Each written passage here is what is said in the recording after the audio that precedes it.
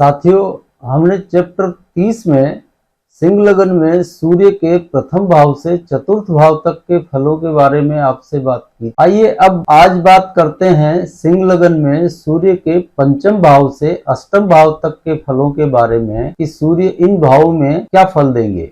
सिंह लगन में सूर्य पंचम भाव धनु राशि में होंगे तो अपने स्वराशि से पंचम हो जाएंगे और अपनी उच्च राशि से नवम हो जाएंगे। सिंह लगन में सूर्य की यह एक बहुत ही सुंदर और प्रभावशाली स्थिति है। यह सूर्य बहुत अच्छे फल देने में सफल रहते हैं। इस दशा में जातक बहुत ही बुद्धिमान और स्वाभिमानी स्वभाव का होता है। गुरु और घर के बड़े बुजुर्गों को पूरा सम्मान देने वाला और उनके प्रति श्रद्धा रखने वाला होता है। अपनी जाति, राष्ट्र और धर्म के प्रति भी गर्व रखता है और धर्म के मामले में भी अडिग रहता है। यहाँ पर यदि गुरु की स्थिति कुंडली में ठीक हो, यानी यहाँ पंचमेश गुरु होंगे, तो पंचमेश की स्थिति यदि ठीक हो तो यह जातक उच्च सरकारी अधिकारी का पद पा जाते हैं। यदि ये जातक सरकारी नौकरी में नहीं भी हों तो भी इनके घर में सरकार से किसी न किसी रूप में धन की आवक अवश्य रहती है। भले वह किसी सदस्य की पेंशन के रूप में सरकारी धन आता हो, या जातक या उसका पिता, चाचा, कोई भी घर का सदस्य सरकारी सप्लाई से जुड़ा हो, सरकारी ठेकेदारी से जुड़ा हो, मतलब कुल मिलाकर इस दशा में सरकार से धन अवश्य आता है। इस दशा में जातक अपने माता पिता का आज्ञाकारी होता है और उनके हर आदेश का पालन करना अपना कर्तव्य समझता है। इस दशा में जातक का भाग्य ही उसको रास्ता दिखाता है, यानी भाग्य ही पथ प्रदर्शक होता है।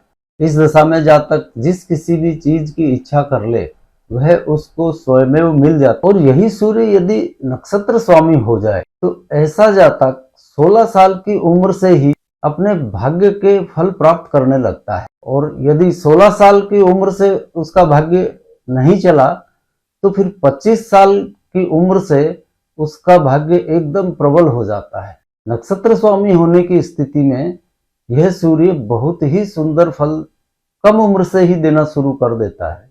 बिना किसी विघ्न बाधा के जातक की उच्च विद्या संपन्न हो जाती है और ये जातक अपने पिता से अधिक उन्नति करते हैं, यानी पिता की जो हैसियत होती है उससे भी बड़ी हैसियत के मालिक ये बन जाते हैं। और ना इनकी वंश वृद्धि रुकती है, इनको खुद को भी पुत्र संतान की प्राप्ति हो जाती है और फिर बाद में पौत्र भी इनको आराम से हो जाते हैं, यानी इनका वंश चलता रहता है। अभी तक हमने आपसे सिंह लगन में सूर्य के पंचम भाव के फलों के बारे में बात की। आइए अब बात करते हैं सिंह लगन में सूर्य यदि छठे भाव में हो मकर राशि में तो क्या फल देंगे। यहाँ पर सूर्य अपनी स्वराशि से छठे और अपनी उच्च राशि से दसम हो जाएंगे। यह जातक सोच विचार में माहिर रहते हैं, इनसे ज्यादा मेहनत नहीं होती, यानी ये मेहनत के काम ज्यादा नहीं करते बल्कि ये दिमाग से काम करते हैं। ज्यादातर ये लोग सलाहकारिता के धंधे में पाए जाते हैं और इनके द्वारा दी गई सलाह बहुत उपयोगी और काम की सिद्ध होती है। जो भी कोई इनसे सलाह लेता है उससे वह अवश्य फायदा उठाता है। वैसे इस दशा में जातक अपने खुद के सुखों को भूलकर अपनी जिम्मेदारियों का पूरी तरह से निर्वहन करते हैं, यानी जिम्मेदारियां इनके लिए सर्वोपरि महत्व रखती हैं। सुख बाद में, जिम्मेदारियां पहले। इन जातकों का इस दशा में सरकार से भी बहुत ही मधुर संपर्क रहता है और उन संपर्कों से इनको लाभ भी मिलता है। और इस दशा में जातक का भाग्य भी बहुत ही प्रबल रहता है और कदम कदम पर भाग्य का साथ इनको मिलता चला जाता है। यहाँ छठे भाव में सूर्य धर्म और कर्म का एक बढ़िया संयोजन बना लेते हैं और बढ़िया फल देने में सक्षम होते हैं। यदि यही सूर्य नक्षत्र स्वामी हो तो प्राय इन जातकों के छोटे भाई बहन नहीं होते बल्कि ये स्वयं ही छोटे होते हैं। बड़े भाई बहन हो सकते हैं लेकिन छोटे नहीं होंगे यदि यह सूर्य नक्षत्र स्वामी हो तो। और यदि यह केवल इस सूर्य की दशा का भोगकाल ही हो तो इस दशा में जातक स्वयं तो सुखी रहता है लेकिन इसके छोटे भाई बहनों को कष्ट का सामना करना पड़ता है। इसके छोटे भाई बहन धन के मामले में भी कष्ट भोगते हैं और उनकी वंश वृद्धि में भी दिक्कत आती है। और वैसे भी जातक को जब यह सूर्य की दशा आए तो वो अपने छोटे भाई बहनों के साथ नहीं रहता। वो चाहे किसी भी कारण से हो, परदेश में रहता हो या भाई बहन उसके कहीं दूर रहते हो, मतलब इस दशा में जातक का अपने छोटे भाई बहनों के साथ रहना मुमकिन नहीं है। अभी तक हमने आपको सिंह लगन के छठे भाव में सूर्य के फलों के बारे में बताया। आइए अब सिंह लगन के सातवें भाव यानी कुंभ राशि में सूर्य क्या फल देंगे इसके बारे में बात करते हैं। यहाँ पर सूर्य अपनी स्वराशि से सप्तम और अपनी उच्च राशि से एकादश होते हैं। इस दशा में जातक या तो अपने पैतृक कर्म में सफल होगा या नौकरी में सफल होगा। यदि खुद का धंधा करता होगा तो उसमें सिर्फ परेशानियां ही उठाएगा। पैतृक धंधे और नौकरी में हो तो यह दशा शानदार व्यतीत होती है। खुद के धंधे में सिर्फ परेशानियां ही उठानी पड़ेंगी। इस दशा में जातक को पुत्र संतान की बजाय कन्या संतान का सुख मिलता है। यदि यही सूर्य नक्षत्र स्वामी हो तो संतान के मामले में संतानहीनता का सामना करना पड़ता है, फिर संतान बहुत मुश्किल से होती है। वैसे यदि यह सिर्फ इस दशा का ही भोगकाल हो और जातक को कन्या संतान हो जाए तो उसका भाग्य चमक उठता है। कन्या संतान का होना इसके भाग्य को चार चांद लगा देता है। वैसे भी जातक इस दशा काल में भाग्यशाली होता है। उसे ज्यादा मेहनत नहीं करनी पड़ती, कम मेहनत से ही उसको अधिक प्राप्तियां हो जाती हैं। लेकिन एक बात है, इस जातक का भाग्य तभी तक साथ देता है यदि इसका पिता जीवित हो। यदि इस दशा के आने तक पिता का साया सर से उठ चुका हो तो फिर इस दशा में भाग्य का उतना सहयोग नहीं मिल पाता जितना कि पिता के रहते हुए मिलता है। इस दशा में इन जातकों को स्वयं का धंधा करने की बजाय अपने ताऊ, चाचा, बड़े भाई इनकी अधीनता में रहकर कोई भी पैतृक व्यवसाय करना चाहिए या फिर नौकरी करनी चाहिए। तो फिर यह दशा बहुत शानदार व्यतीत होती है। और खुद के धंधे में लग जाए तो फिर सिवाय दिक्कत परेशानियों के कुछ नहीं मिलता।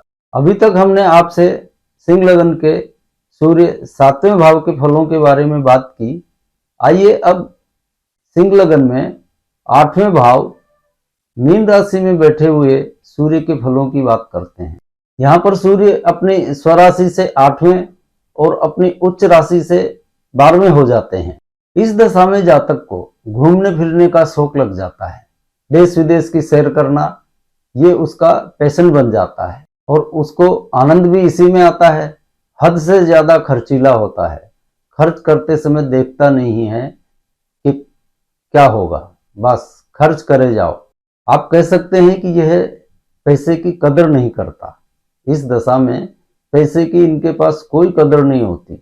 आया और उसको फूका। लेकिन मजे की एक बात यह भी है कि इस सूर्य की दशा में यह जितना पैसा खर्च करता है उतना ही इसके पास आता भी जाता है। यानी खर्च करेगा तो आता जाएगा।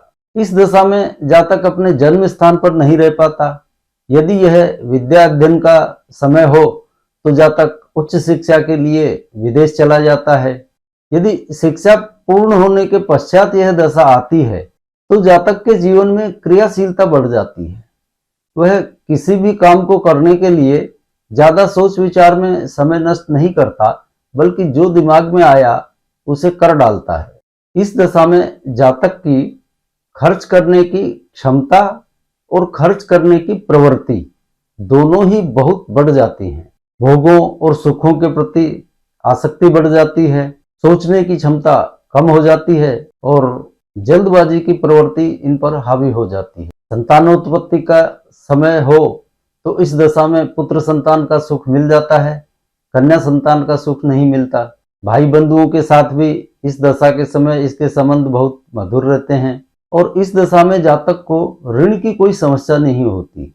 इसको ऋण लेने की आवश्यकता ही नहीं पड़ती। इसके पास धन आता जाता है और ये खर्च करता जाता है, फिर आता जाता है, फिर खर्च कर डालता है। यानी ऋण इसको नहीं लेना पड़ता कि ऋण के लिए इसको सोचना पड़े या ऋण लेना पड़े। आज हमने आपसे सिंह लगन के पंचम भाव से अष्टम भाव तक के सूर्य के फलों के बारे में बातचीत की। अब आज के चैप्टर को यहीं विराम देते हैं। अगली बार हम मिलते हैं सिंह लगन में बाकी बचे हुए भावों में सूर्य के फलों के साथ। तब तक के लिए जय जय सिया राम।